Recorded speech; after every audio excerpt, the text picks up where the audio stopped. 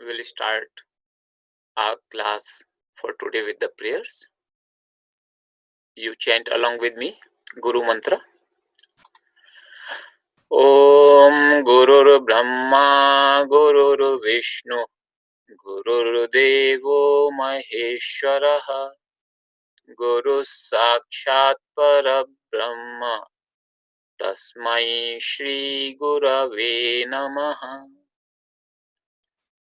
Now, teacher-student mantra. Om Sahana Vavatu Sahanau Bhunaktu Saha Viryam Karavavahai Tejasvinavadhitamastu ma vidvishavahai. Om Shanti Shanti Shanti. Now we'll chant Mahamrityunjay mantra 3 times. It's a prayer for everybody who is suffering, particularly because of the current coronavirus crisis. So for everybody who is in physical or economical or emotional suffering, we'll chant Mahamrityunjay mantra 3 times together. Om Trayambakam Yajamahe Sugandhim Pushtivardhanam Urvarukam Iva Bandhanan Mrityor Mukshiyamamrutat. Om Trayambakam Yajamahe Sugandhim Pushtivardhanam Urvarukam Iva Bandhanan Mrityor Mukshiyamamrutat.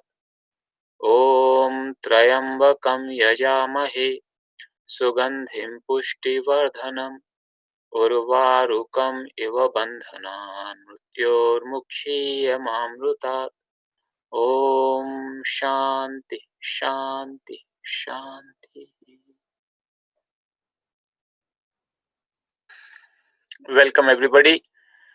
We'll start our class today.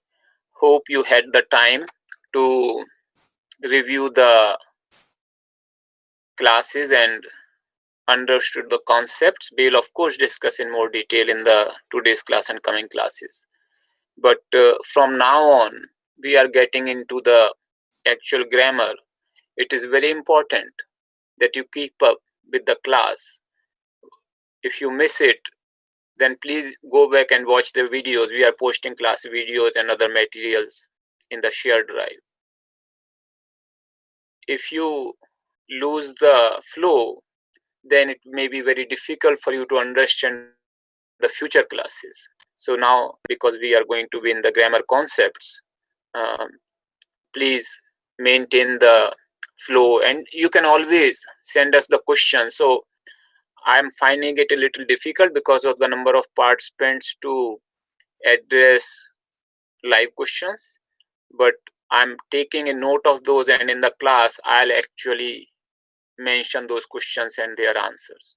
So feel free to send your questions to the email learnsanskrit@kriya.org. You can also send here in the comments. So just a little bit of overview. We discussed Sanskrit grammar.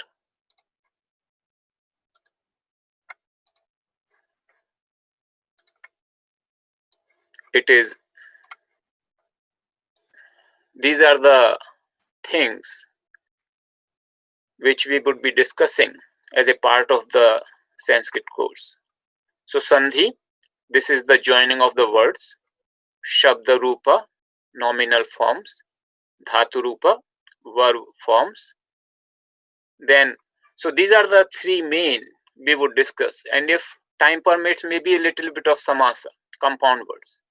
But our focus in this course for beginners would be on the first 3.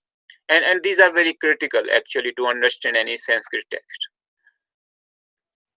So I already gave you a little bit of a sample actually of Shabda Rupa, the nominal forms.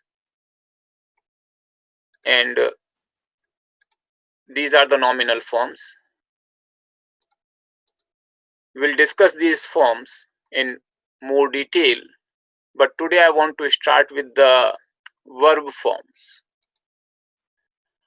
And I introduced this table to you in the last class, but we did not yet go into the details of the different word forms in this table. So today we'll start with that.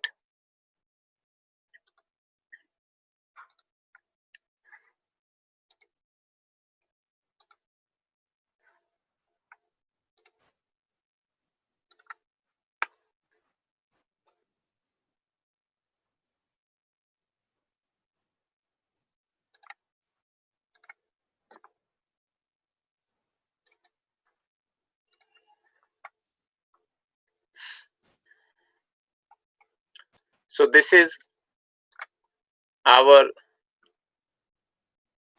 conjugations.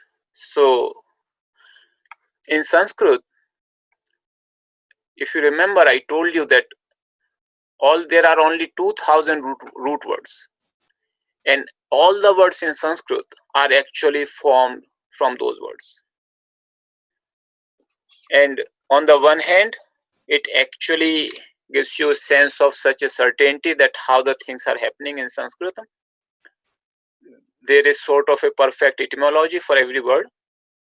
Like you can go back to the root, any word you see, for example, in Bhagavad Gita, let's say there are 10,000 words. So except like for those very simple words, like those are connecting words, cha, va, and, or those kind of things,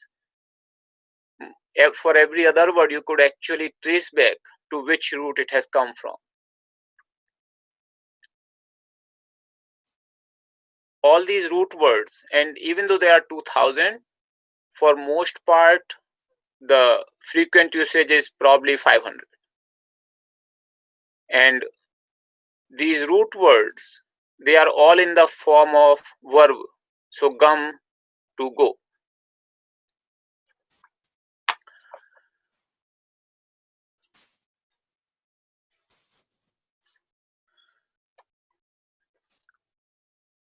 From this root word gum, we want to make, so gum itself will not appear in the text. So when you read, for example, Bhagavad Gita, you will not find anywhere this gum word appearing. You will find actually one of these words appearing to indicate the idea of go. So here we are discussing the present tense table. So for gum, to go, how do I express the idea of present tense? That is my focus for this particular table. And this is what we'll discuss more in the class today. That how do I make present tense verb forms from a root, from a verbal root? So in Sanskrit, there are three persons, which is very common. All the language practically, I believe, would have three persons. So third person, second person, first person. The interesting part here is this first row, actually I'm putting, this is the traditional way you put it actually in Sanskrit, the third person first, second person, and the first person.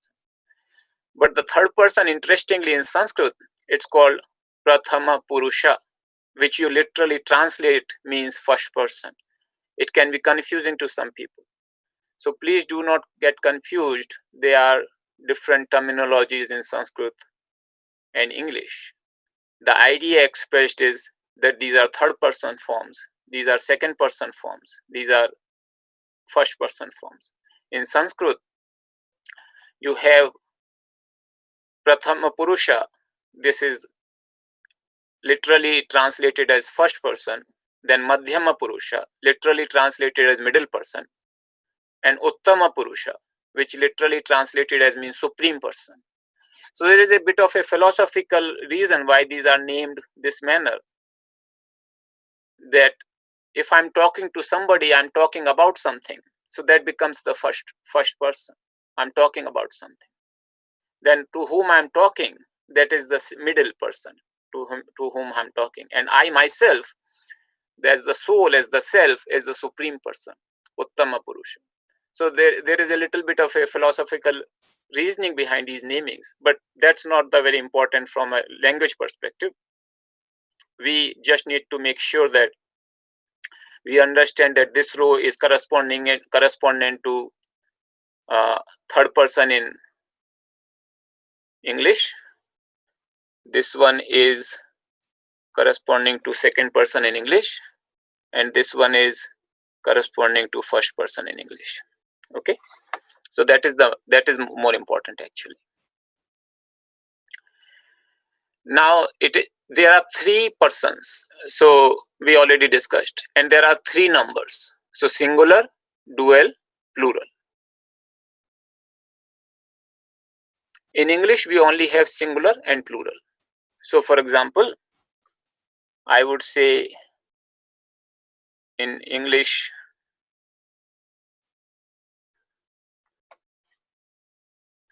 he goes,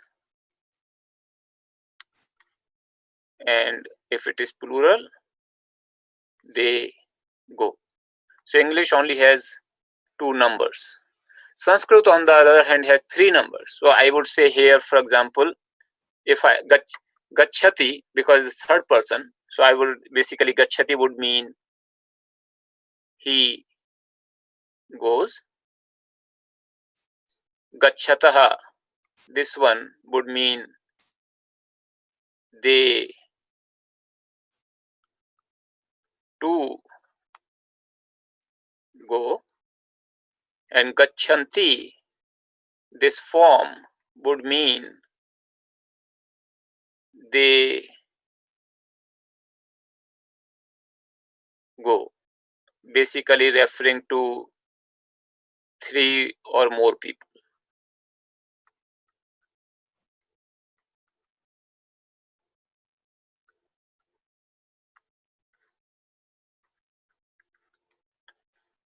So this one would go here, he goes.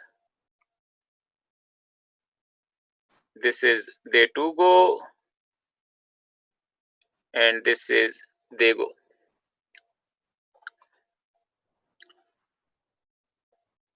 So this should be clear. Sanskrit has three numbers. So whenever you are talking of two people going, you would be using the dual form. As a contextual thing in literature, singular and plural forms are more common, but dual forms do appear wherever there is a need for dual form to appear. So I'll just delete these arrows so that we have our table a little bit clear.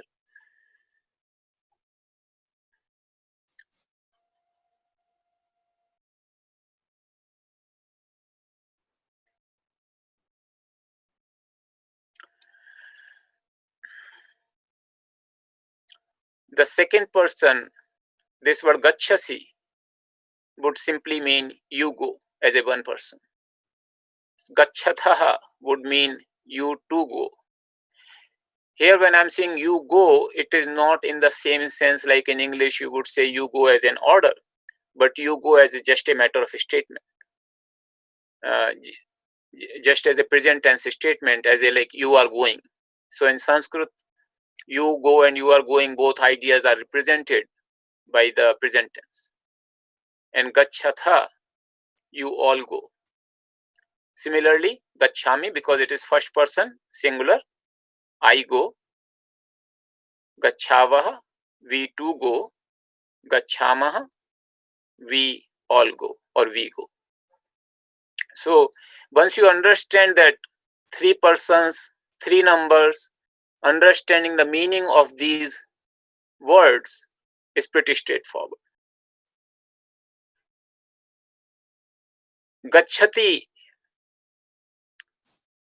is also used for, of course, not for just he, but also for she, that, it. Remember, Sanskrit has three genders. So he, she, it, or that, depending upon the context. For all those things, they would be coming in the third person. Second person will always be you. So there could always be second person, can only ever be used for one type of word, that is you. And same with the first person. It could always be used for I or we. So that actually gives us a tremendous amount of flexibility in the meaning of these 6 forms.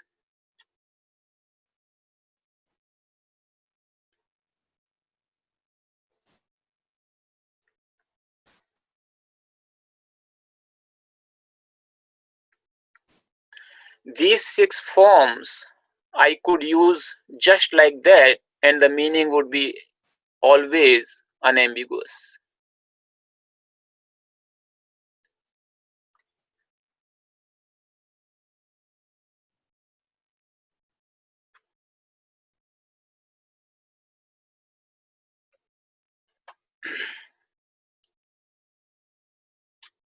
So when you say gachasi means you go. Even if I do not have a subject, I just have this verb gachasi, it would have the same meaning. You cannot say in English, for example.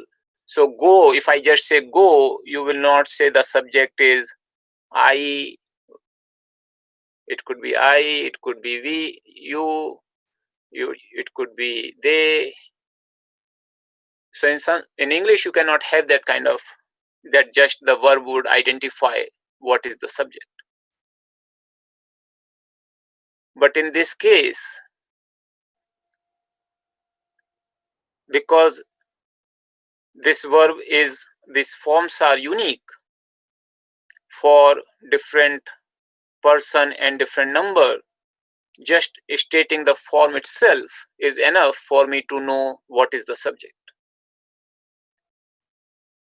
And if I say gachati, then of course the subject is not very clear. So subject has to be somehow indicated that who is going. Gachati means he goes, she goes, Rama goes, and anybody could go. So as long as it's a singular, I understand it's a singular person who is going, but I do not know who. By default, in Sanskrit, when you have gachati, you would just indicate, if it is not, if nothing is there to actually identify the context, you would say he goes. So that's how we take it. But most of the times you will not find gachati appearing alone. Gachati would always be, or generally be, having some subject which is indicated by this verb. Gachatah, same thing, and gachanti. So the first row, the subject is not always very clear.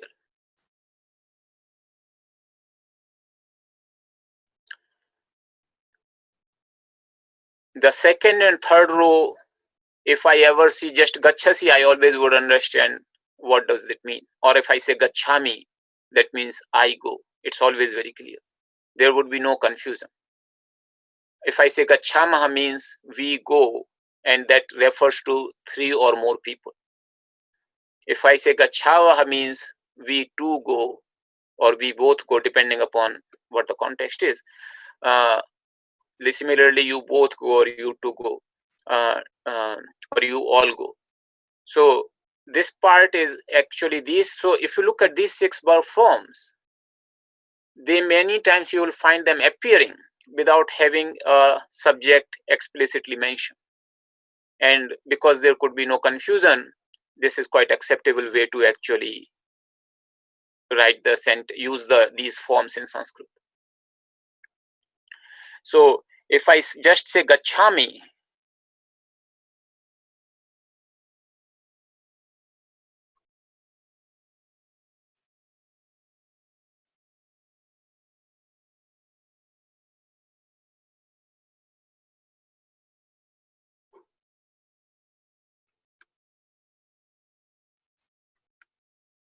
this is a complete sentence actually. So in Sanskrit, I told you the verb is necessary component for a sentence, and verb alone can be the complete sentence. So gachami is actually considered a complete sentence. it means I go. Just so that you don't get confused, because one person asked a question here. There are 3 persons and 3 numbers. In English, there are 3 persons, all right, but there are only 2 numbers. So person is 3, that is probably in all the languages. I think pretty much all the languages would have this idea of 3 persons. First person, second person, third person. But the numbers, depending upon some languages, I have heard that they do employ dual even today. But most of the languages have singular and plural. Sanskrit does have dual. So gachami is actually a complete sentence.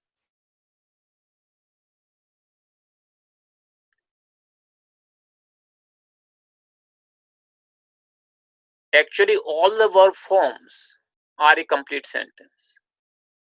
So if you ever can mention a form of the verb, even gachati, as I told you, there may be a little bit of a confusion that what exactly is the subject, and by default, if subject is not mentioned, I would take he goes or he is going. So even gachati is actually a complete sentence. So hope this part is somewhat clear to you, that we have root word gum. For present tense, there is a table, and this table is 3 by 3, and the 3 by 3 aspect is in representing 3 persons and 3 numbers.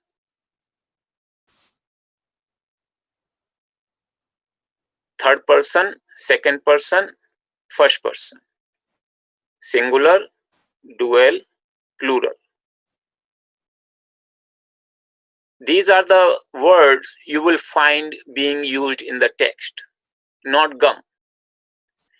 But so that's why you have to familiarize yourself that what are these forms and how do you understand the meaning of these forms.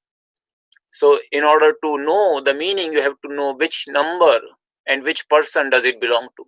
So if I just say gachami, and this is what you encounter in a sentence, in order for you to understand actually that what does gachami mean, you have to know that gachami is the form, verbal form of first person, singular, and it is actually the present tense form of the root gum, which means to go. Once you know that information, automatically you know the meaning of this word, I go. So the meaning part is very clear if you understand all the component parts. And verb may look very complex just because of the number of, right now it may not look very complex to you because we are just dealing with a single verb in a present tense. But verb forms can become a huge variety. Even though the forms can be very different kinds, the basic idea is ever remains the same. 3 numbers, 3 persons. And once you know 3 numbers and 3 persons, and if you know that this form belongs to this number, this person, and what is the root, you immediately know the meaning. And that is the way to actually know the meaning. So I was telling you that dictionary does not have gachami.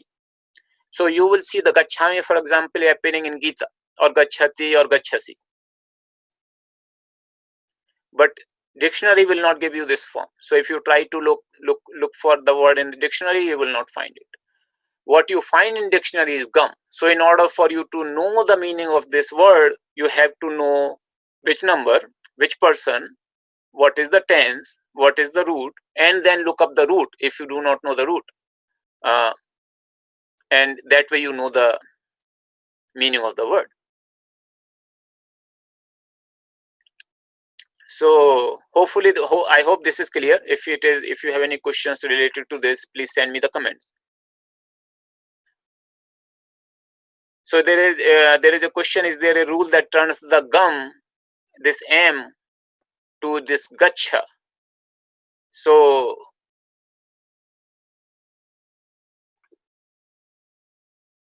there are actually, generally speaking, so for example, if I have a root called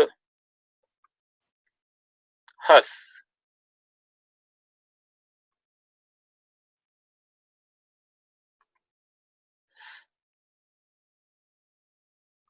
it means to laugh.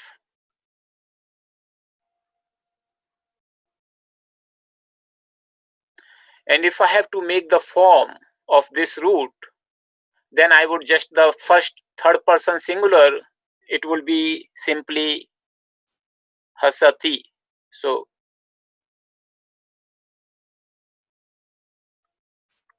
hasati, hasati, very simple. But in gum it becomes gachati. So gum is a little bit a special case, and Panini has specified that gum becomes gacha. And I'll discuss more about it. So right now I just was discussing the meaning and the structure of this. We'll also discuss that how to get to these forms. How do I derive? How do I learn the derivation so that if I'm just given gum, I know these forms. So without necessarily remembering each and every word. So there is a structure there, and I'll explain that structure. So it will be more clear. But gum becomes gacha in some tenses, and present tense is one of them. So somebody is asking, can I write the meaning of all the things which I just explained? It will be difficult actually for me to write everything what I'm explaining, but the recording of the video would be available, and you could actually refer to this video in our shared drive. Can the verb forms be different based upon gender? No.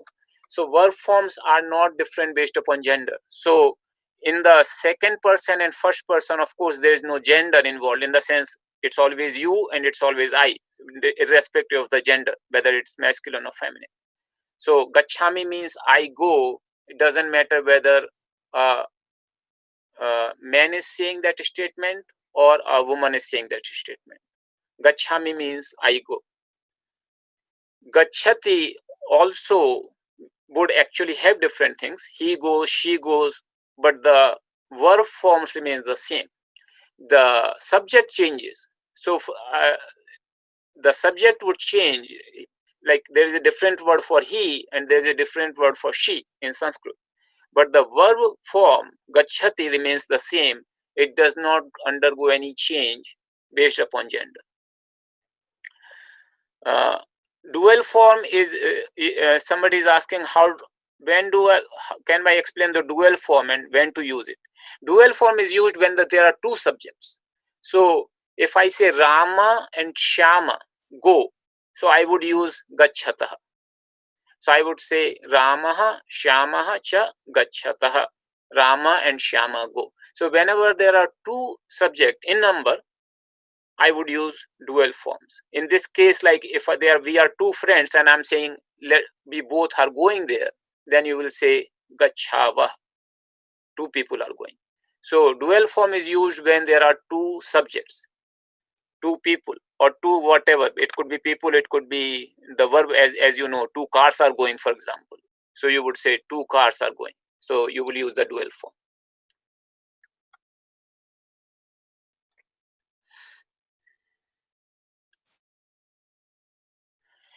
There is a confusion about present tense and how to identify the tenses. So right now we are actually taking the approach that how to generate the forms of present tense, what the present tense forms look like. I'll explain to you how do we derive them. This part you have to remember, of course, that present tense forms looks like this, and that's how you identify. Remember, our idea is that I should be able to read a word appearing in the scripture. So if gachati appears, you must have that much practice and understanding that you know, oh, gachati is a first person, third person singular form in present tense, and that requires a practice, and that requires a lot of practice actually. So we are just starting, but slowly you will get a hang of it, and you would get more and more confident that, oh, this form looks like it's a present tense third person form.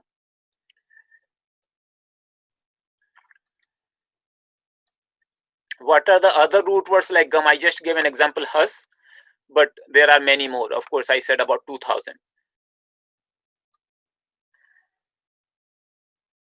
How to know the root word? So from this, how to know the root word? You only know if you have practiced enough to understand that what could be the root word. Sometimes you make a guess, and but most of the times there is no direct logic that I can tell you immediately gachati would mean this. It requires a lot of practice, and I kind of get an understanding that these that's how the verb forms look like, and that's how I know. So for example, even in English, if the word appears as went, he went, how do you know went? What does went mean? The only thing is, in English they are very limited such number. In Sanskrit those kind of numbers can be exponentially high, but there is a structure. The good thing is, in English, from go, how did it go become went, you do not have much of a structure. But in Sanskrit, even though the number of word forms are enormous, there is a very good structure there. So if you understand the structure, you don't have to memorize each and every word form. Okay, let me see. So somebody is asking about the future and past tenses. We will discuss them eventually. Right now it's the present tense.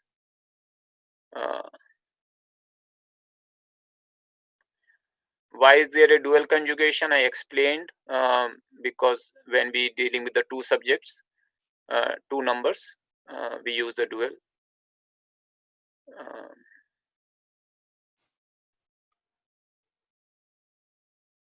Can their verb forms be different based upon gender? No. It's somebody is saying, if you are addressing your superior and say you go, does it change to show respect? There is a way to show a little bit respect, but you go is not considered disrespectful, but there is a more formal way of addressing somebody, like say for example Guruji. But in general it is not considered disrespectful. It's considered fine to speak to superiors, you go. It is that there is a more formal way also, which if time permits I'll explain later. Plural can be many subjects. Somebody is asking, just to clarify the number, since plural could be many subjects. Yes, plural could be 3 or more. So singular, 1, dual, 2, and remaining everything 3 and ever plural. What if you are writing me and 2 others? Somebody is asking. So when you are saying me and 2 others, you would actually use plural form, because the number of subjects would become 3. Again, it also depends upon how do you write, because Sanskrit has a little bit different notations. How do you do the subjects? But generally it would be plural form. So if I understand it right, Sanskrit has regular verbs which are always in the same way, and there are irregular verbs like gum that are built differently. Is a list available of irregular verbs? So the problem in Sanskrit is actually that how do you identify the irregular verbs? Why I say it's a problem, because Panini has given so many rules that, and he could just say basically this form is different for this particular tense, and he will give a rule for that. Other things could be same. So yes, there is some sort of a rules which we will discuss, but irregular, just saying that these are the irregular forms, it's a little bit difficult list actually in Sanskrit. However, there are 8 roots, and there is a list which are like gum, which becomes gach. Like, so there are like 8 such roots Panini has identified, which undergo the change in present tense. So could we use we go instead of dual form? Not if there are 2 subjects. If there are 2 subjects, like you are saying we both go, then you should use dual form. Hasati needs to have a subject, doesn't it? Not necessary. So as per the grammatical rules, the sentence is complete. But in terms of the meaning, yes. In terms of the meaning, the subject is not very obvious, and in that case, I said the default subject becomes he. He is laughing. Are there any exceptions to this general rule how to conjugate based upon gum? Yes, there are a lot of exceptions actually, and that's what makes verb a very, very difficult nut to crack. But many verbs are just based upon this paradigm. So if you know one, you can actually know many. Please conjugate another verb so we can see what the ending is for each person. We'll do that. I'll explain to you how do we actually get to this structure. So we'll do that. Could you re-highlight the use of Sanskrit in computer programming, please? Please, I would like to, but if I cannot go back again and again to the things in the class, so please refer back to the earlier classes where I have spoken about it in detail. Does Gachava means we go? Gachava is the dual form, first person. Dual form means we two go or we both go. So at the end of a sentence, there is a vertical line to end the sentence. Where is the keyboard? I find this line. So I would request you, when we are discussing this topic, I'll take these questions later on, but when we are discussing the topic of the verb, please limit your questions to this particular topic. That way, we all are actually dealing with the live interaction would make much more sense. I'll explain this part later. Where do we find that character? That character is actually simply, if you put a full stop, it will generate that character. Why is the third person called as Prathama Purusha? As I said, it's Sanskrit, and Sanskrit just uses this terminology. So understand just in that fashion that Sanskrit uses this terminology. Prathama Purusha means it is something I'm talking about. So I am telling that he is going. So he becomes the first Prathama Purusha for me, or the third person. Please give example of third, second, and first person. I already did. Third person is, second person is you, first person is I, and third person is he, she, or it, or any other person.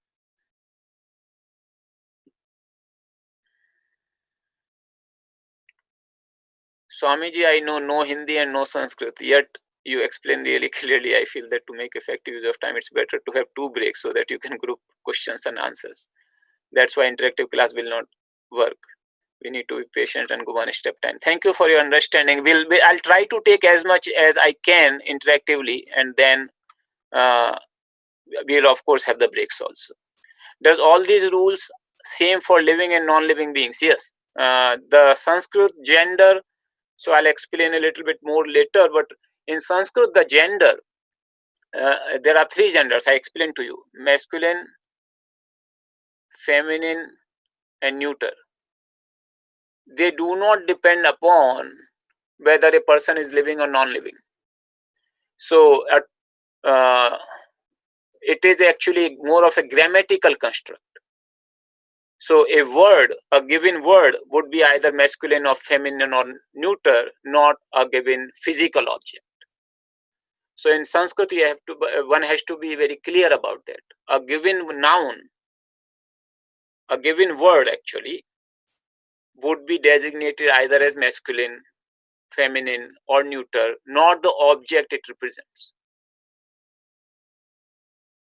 What would that mean is, if I say book, in English, book is non-living, becomes a neuter. In Sanskrit, if I have a word for book called pustaka, that becomes neuter because it's a neuter word. But for the another word for book, that is called grantha, that becomes masculine. So this part, so if I say, for example, pustakam,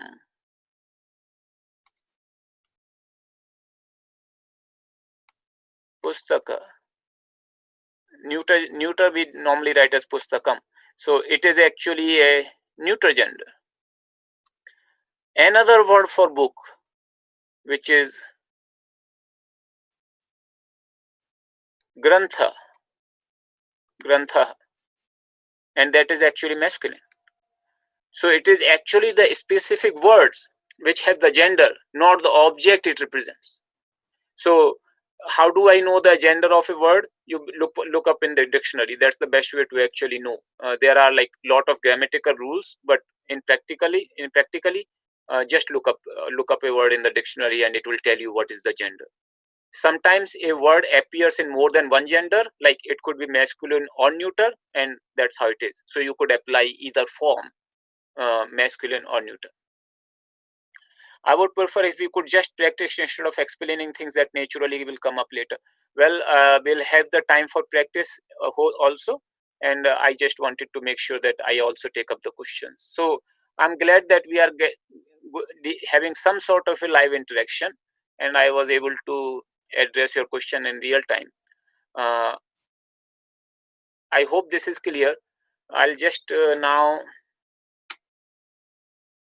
very quickly explain to you that, and we'll go a little bit more detail about this later. But I'll just about quickly explain to you that how these forms are generated.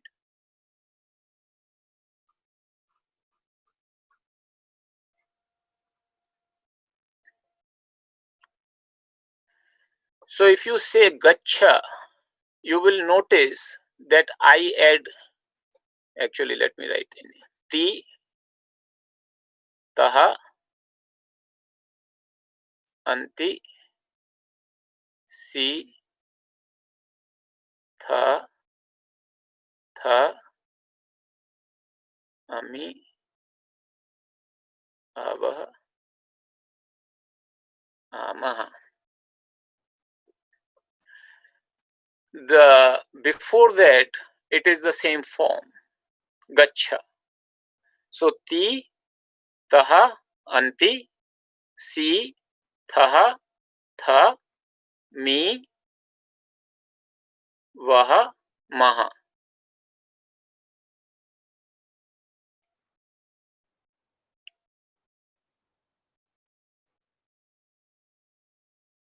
That actually is the list of suffixes. So if I know that what is my form, I just apply the suffixes and I generate the table. So you just remember that these are the suffixes for present tense, and it will be very easy for you to keep identifying the forms. So I will not remember the table for like 2000 word forms, 2000 roots, but I remember the endings. And if I see these endings in a book, I make a very intelligent guess that this looks like a present. So if I say gach, something ending with C, it's not 100%, remember, because Sanskrit endings can be tricky. But I can make a very good guess, very intelligent guess that this is actually a second person form of singular, of some verb. And based upon the verb, I can probably guess the root. And then I can look up in the dictionary and find the meaning. That's how I actually identify. So these are the suffixes actually. And suffixes are the important ones thing for you remember, and based upon that you will be able to identify the forms. Just one thing you have to remember in suffixes, like you see there is a long a here. So there is a long a. So in the first person forms, the last row, you will be just making the akara as akara, long a. You will be making akara as an akara. So if I take another root, say hasit, I'll take for example vas. There is a root called vas. So I'll just remove this so that we'll have a little bit more space right under the table.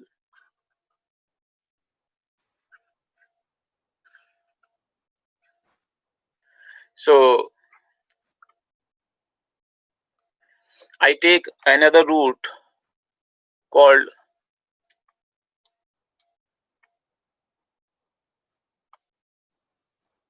sorry, I take another root called vas.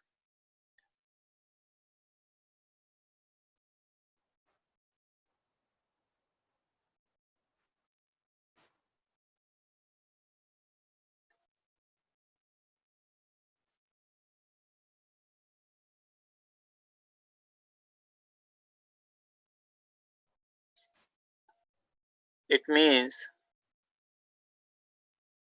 to reside, like in residence, to live or to reside as in residence. Was. So there are two steps to get to these forms. So first step is I actually, so this is the root, and then I actually make something called stem. So that stem is actually vasa, v a s a, vasa. So this is called stem. So this is the root,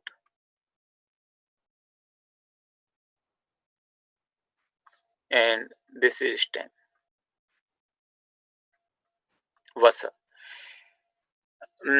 In many of the verbs, so there are like different rules for different types of roots, how to make the stem, and we will not discuss those things, that how to make those stems. Just understand that there is a step from root to making a stem.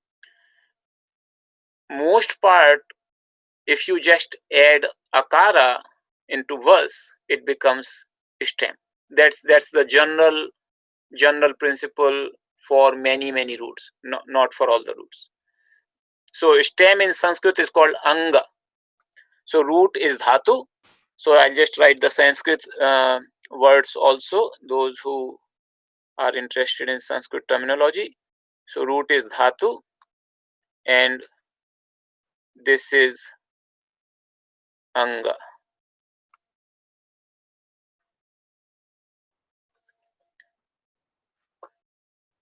Stem is anga.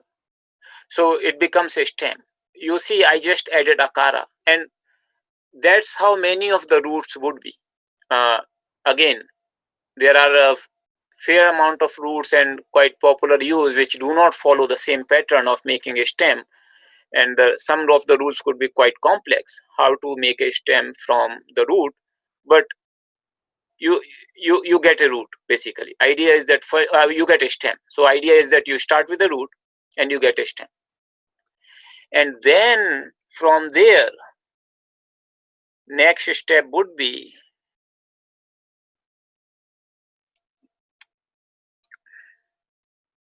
to actually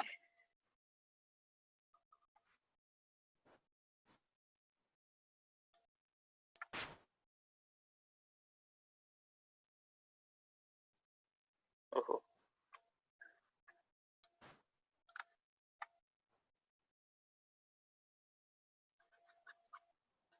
so next step would be to actually add these suffixes. These I discussed you. Ti, taha, anti, si, tha, tha, and it's pretty straightforward. So in basa, if I have to create this table, once I have a, so I'll just draw a table here.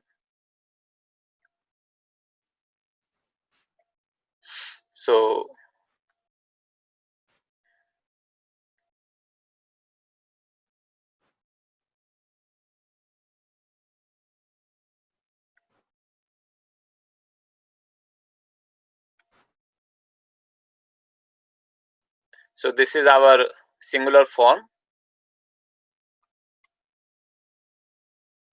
This is dual.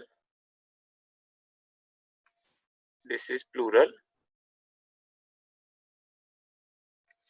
This is the third person.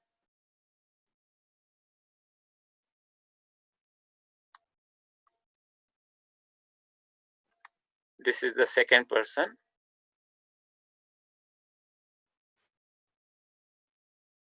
and this is the first person.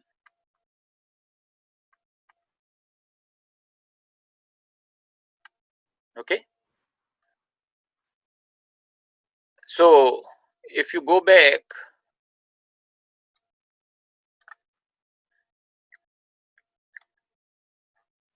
this is ti. So I add ti in the stem.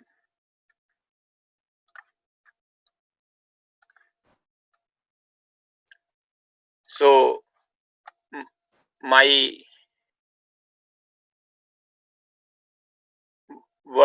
my root is vasa, and the stem is vasa vasa. So v a s a plus t becomes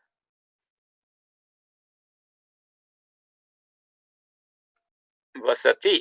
So it's as simple actually. So once I know gachati, I understand the concept of adding a suffix, and I add vasa plus. So this could be a bit, this is actually not a T, this is the plus sign. So vasa plus T, maybe I can draw in a little bit different color.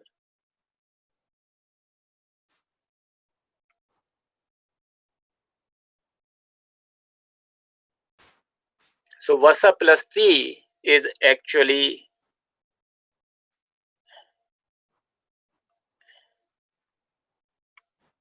vasati. Vasati. Similarly here,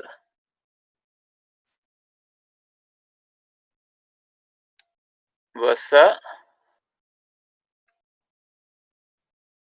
plus taha would be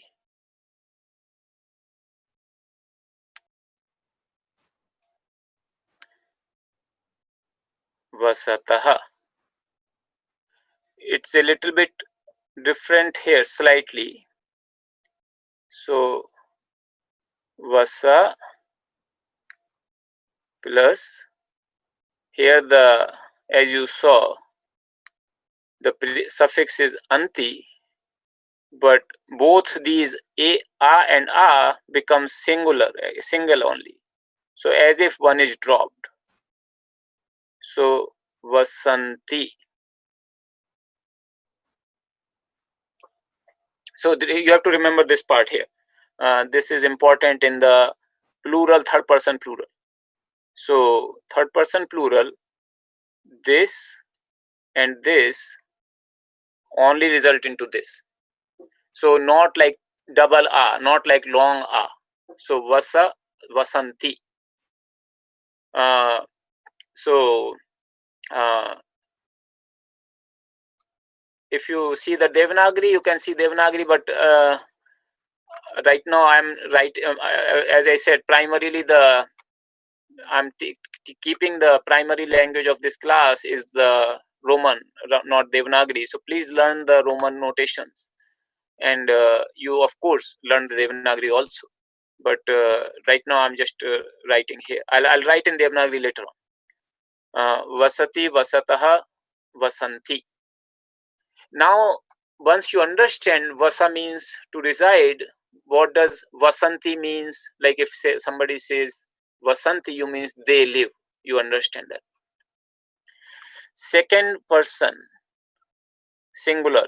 So same logic.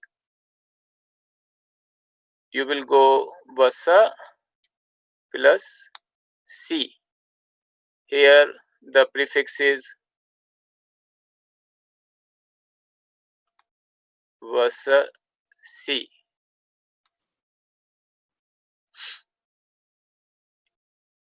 Then here prefix is vasa plus tha. Vasatha.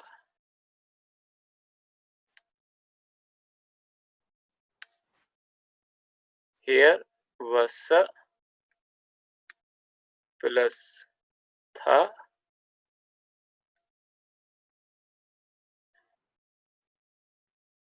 vasatha. Okay. So if I say vasasi, means I know that you live. That's what it means if it appears in a sentence, because it's the second person singular. So vasasi would mean you live. First person, and so here it would be vasa plus me. That is the suffix.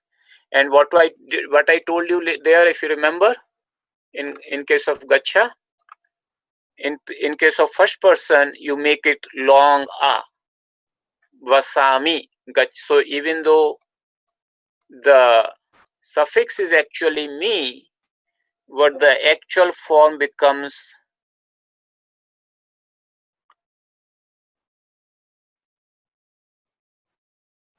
vasami. And this is important thing to remember in first person forms. So even though the here this becomes this.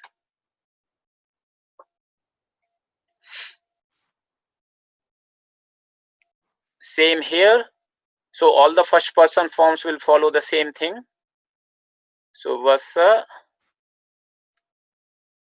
plus vaha would be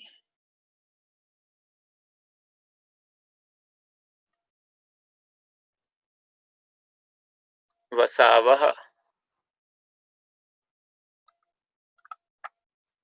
And here the form is vasa plus maha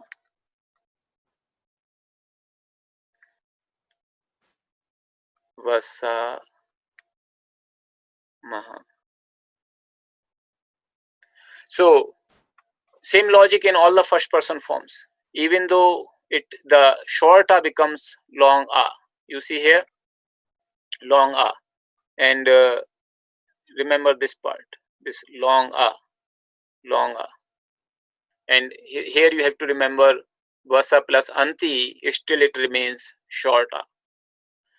Other than these forms, it's pretty straightforward. You just put the suffix.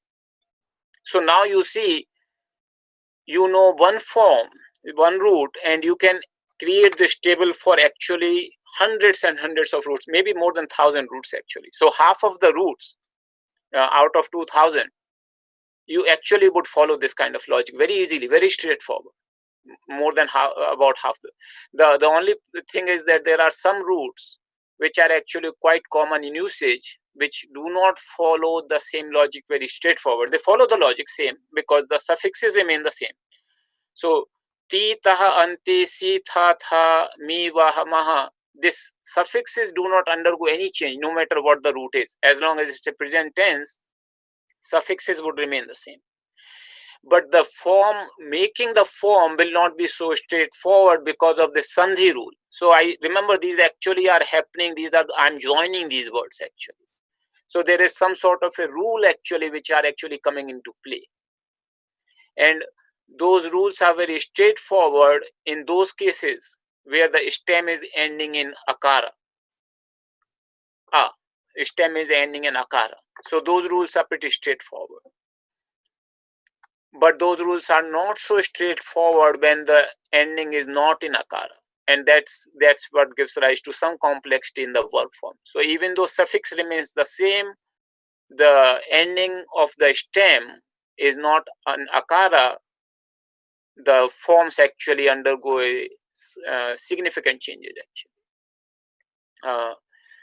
But as I told you, out of 2,000 roots, more than 1,000 actually follow this logic very happily.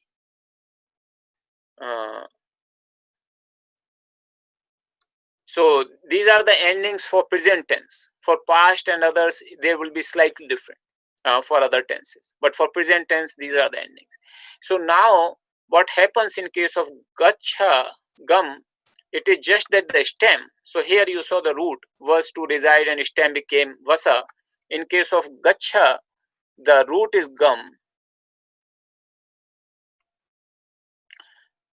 root is gum,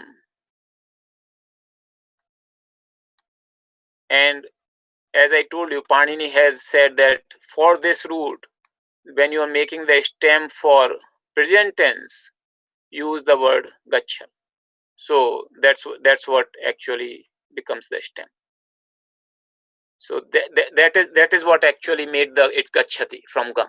But this stem change is not so common. It's only a few roots where this stem change undergoes.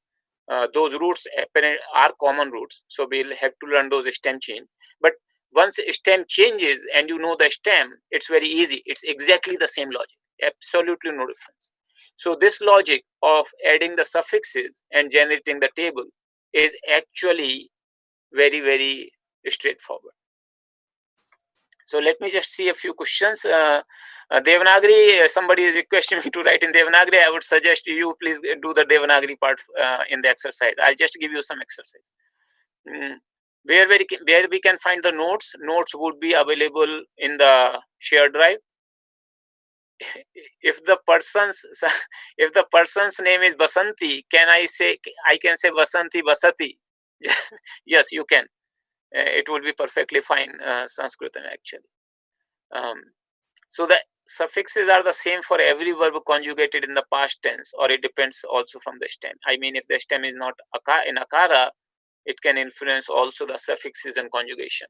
Suffixes remain the same even if the stem is not ending in akara, but because of the sandhi rules, the final form can look quite different than this. But the suffixes remain same. You will still see some sort of ti, but it may not be as obvious in many cases. So akara, as you remember from our last discussion, it's the sound of a. So when I say it's ending in akara, that means last character is akara, short a, akara. So we call it ending in akara. So stem is ending in akara. Okay, so that is the first letter of the alphabet. So it's pretty straightforward. I hope it should not cause any questions because it was a pretty simple thing. You see the power of Sanskrit structure. If you understand this one verb and you understand the meaning and the structure, all of a sudden more than 1,000 verbs structure become clear to you. If I ask you to write the same table for at least 1,000 of the verbs, you would just be able to do that. And you will, once you know the meaning of the root, you will also know the meaning of the verb. That is the power of structure here. So even though we are talking of so many words, but because of the structure, it becomes easier to understand. So in India, many people have this idea that Sanskrit is a language where you have to mug up a lot of things. And that's not true. Sanskrit is actually a language where you can understand most of the things. And when you understand, the things become very clear. And even the memorization, wherever it is required, it becomes much more easy and much more joyful. So with this, I would actually give you a little bit of a homework. And the homework is this. I'll just pull up the exercise.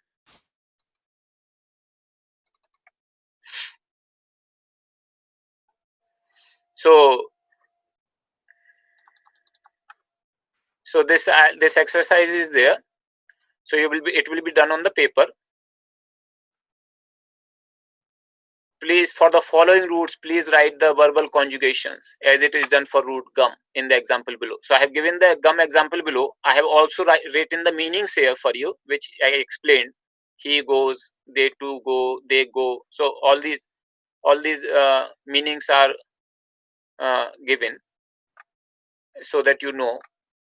And pruch is the root. Prach. Root is prach. Stem actually, so here stem undergoes slight change. As you can see, it becomes this rukara from refa. from Refa, this is the R, which is called Refa sound. If you remember, it's not Rakara. So sounds are identified by adding the word Kara in Sanskrit. So P sound of Pa, it's called Pakara. So I will say Pakara, Rakara, Akara, like this. Sound of A is Akara. So sound of Ra is actually called Refa, but sound of Ru is called Rukara. So Refa becomes Rakara in this while making the stem. So Pracha. And its meaning is to ask, like to ask a question in that sense. And I have given you the first, this one, this form, Pruchhati. So this is in any verb table in Sanskrit, no matter which tense or which root it is, this form is considered the key form. So if you understand the logic of the table and you are given this form, the third person singular form, there is a very good possibility that you would be able to understand the whole table. So this form is considered the key form in any Sanskrit verb table. So it becomes Prachati. So please write, if you know Devanagari, please write Devanagari and transliteration as well as the meaning. So just like this table, replicate this table. I have already given you this table, and you have to do for this root Prach. Okay. So this is your homework, or not homework, sorry, classwork right now. So right now it is 10:07. We'll meet at 10:20. So please feel free to write your questions as well as submit this. So please submit this classwork. Send us an email once you do this, and then I'll explain to you a little bit more in terms of homework. Okay. So we'll gather again around 10:20. So I'll mute myself. Welcome back, everyone. So I did see some responses. It's good, and please do keep sending. If you want to send it after the class, if you're not able to send it right away, please do send it. I'll post this exercise also in our repository so that you can access it from there. I want to just explain a few things about our repository, the document repository. So you all know probably how to go there. If not, I'll just tell you that you don't, even if you don't remember the URL, you can still go. So learn.kriya.org.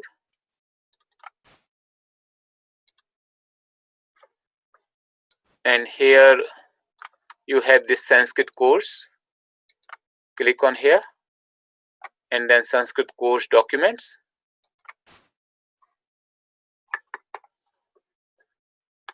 And these are our 4 folders where you will find the material. So class notes. So we are putting the class notes by the class number. Yogacharya Amit Baba from Seattle, he's helping me to put together the class notes. Then if the whiteboard printout also, we are putting it here if it's a little bit meaningful, not always. Class videos, they are being put also there. So we put the class 1 and class 2 videos there, and also class 3. I did not just make it as a class 3. I'll change the name probably.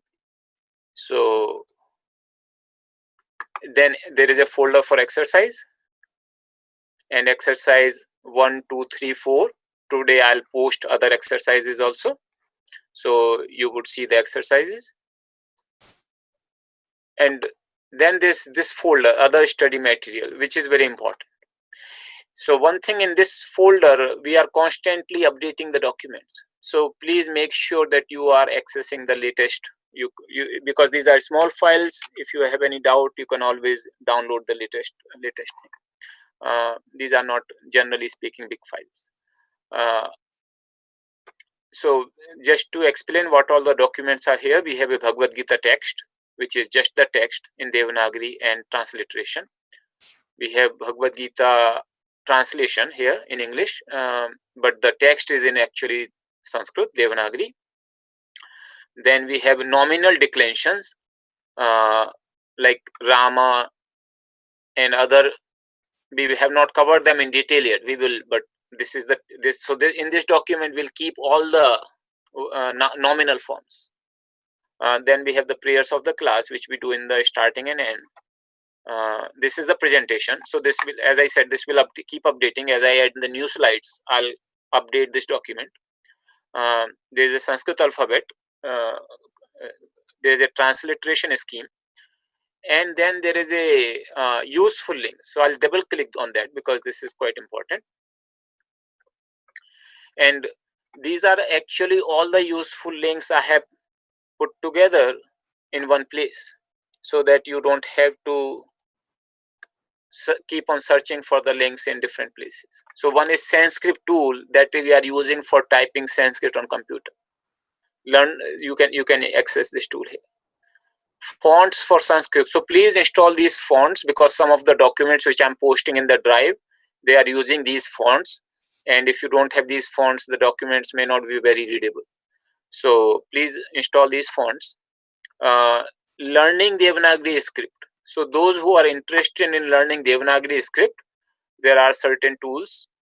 This is an interactive tool, and these two are actually the books which discuss in pretty good detail. They are written very well books actually, and they are available for free download. So I have provided the links. You could you can actually those who are interested, these are the workbooks. So the book shows step by step how to make the strokes to make a Devanagari character. If you want to learn the Sanskrit pronunciation, this is the link. These are the websites which are having a lot of good Sanskrit material, and I'm also taking some of the material from these websites in our course material. So you use these websites if you want to get more information. Then there was some request from students about Ashtadhyay and Dhatu Patha, like list of Panini Sutras and Sanskrit roots, like the whole list, and other things. So most of these links, they are actually referred to pretty advanced courses in Sanskrit. They are used there. But I have provided them at least the list of roots. You could look at the list of roots and see how many roots are there and what are their meanings. But so this is for reference work actually. The Sanskrit dictionary, you could actually go to Sanskrit dictionary. They have compiled multiple dictionaries in one place, and when you look up a word, it actually shows the meaning of that word in all the dictionaries. And then this is very important, and this I want you to understand and download. So these are the Sanskrit books, actual books. I'll show you. This is the book which I actually told you to recommended this for this course. Thomas Egenes, Introduction to Sanskrit by Thomas Egenes. This is in two parts, part 1 and part 2.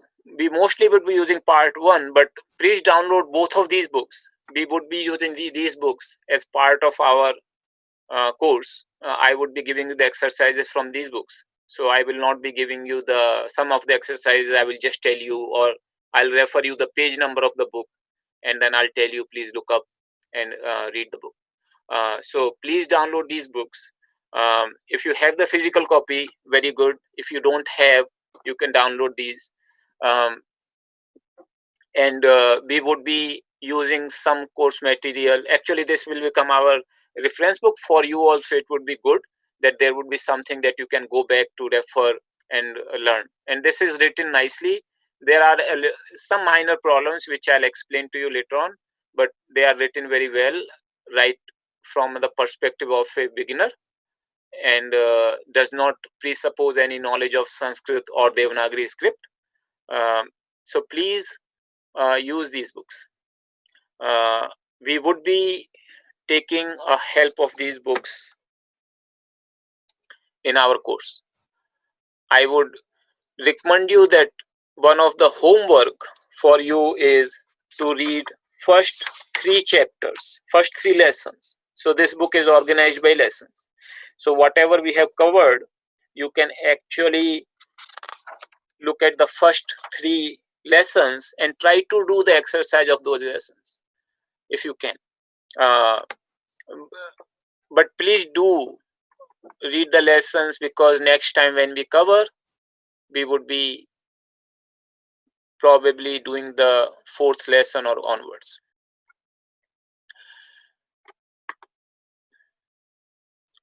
I also want to explain to you some of the exercises which I am going to give you for the homework, and these are the exercises. So exercise 6 for home. So I'll post these exercises in the folder. You can download from there.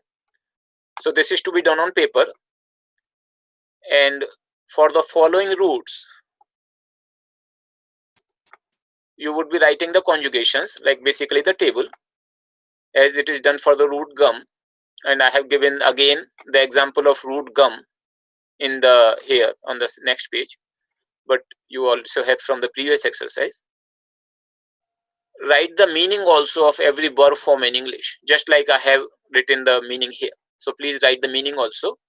So when you write it, you say loudly all the forms at least 3 times. So we did not get chance today to do the chanting of these forms, but from next class onwards we would be actually doing a loudly saying the forms.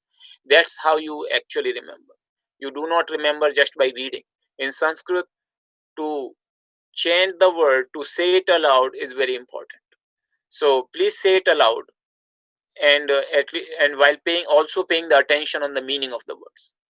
So for example, if I say bodhati, so you will say loudly bodhati, but at the same time in your mind you would understand that it means he understands. Bodhati means he understands, like this. So these are the forms. I have given you the root word, I have given you the stem, I have given you the meaning and the third person singular, and you would generate the table. Please double check your work. Please, before you send, make sure that the forms are correct. When you are writing on the paper, make sure your handwriting is quite legible. If both in Devanagari and Roman script. If you are not writing Devanagari, that's fine. But if you're writing Devanagari, please make sure that your handwriting is quite legible. So this is the exercise, one exercise you have to do for these many roots for homework. Other exercise is same thing to be done on computer. So basically what I'm expecting, you will just copy the whole table as it is.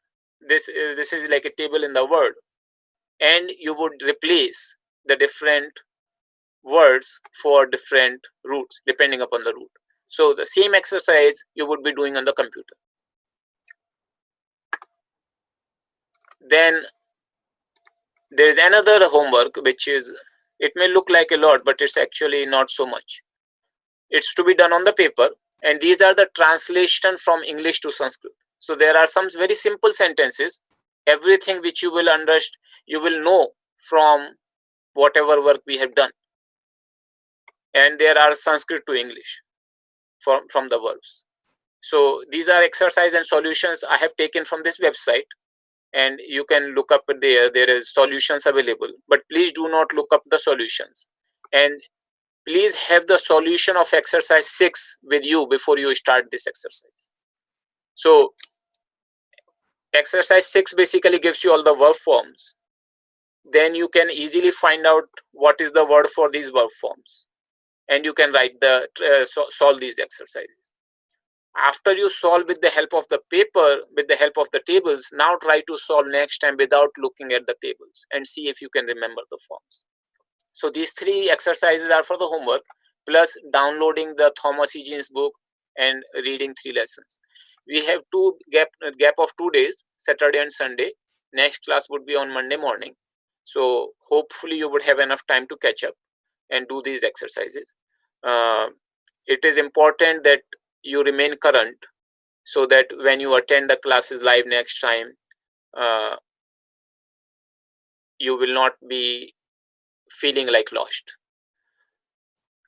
We also have found some way of having live interaction. So for now, we'll keep it through comments. Later on, we'll see that if we can have an audio way of also live interaction. For now, I would just stop here as it is our time also is finished. If you have any questions, please feel free to write us an email. I do look at these questions. You may not be getting the response right away, but I will next class probably I'll take up those questions and answer those questions for the benefit for the whole class. So I'll post these exercises in our exercise folder, and from there you can download, solve, and send us the solutions.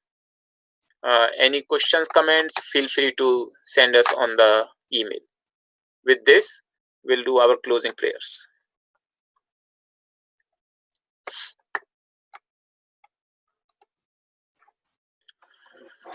So please let us chant together.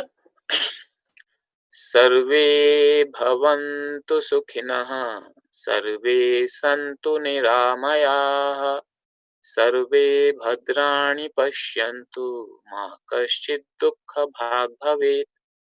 Om Purnamadaha Purnamidam Purnat Purnamudachyate Purnasya Purnamadaya Purnameva Vashishyate. Om Shanti Shanti Shanti. Thank you, everybody.